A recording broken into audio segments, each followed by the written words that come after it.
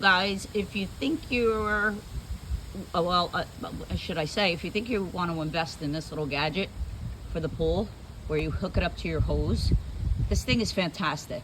As you can see, that bag is filled up. I had leaves. We had a storm last night, so I had leaves all over the bottom of the pool.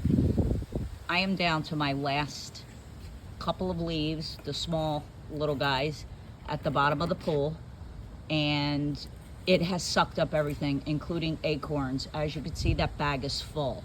What I do is when I remove it from the pool, I let the bag dry out. Only takes about 15 minutes, and empty the bag when it's dry. It's much easier to get all of the leaves out. It just falls right out of the bag. But do yourself a favor, invest in one of these things. Well worth it. I'll never buy a vacuum cleaner again. Watch, let me see if I could get that little bit. As you can see, I'll let the bag go up. Look at that. That bag is full with large leaves as well. Great investment.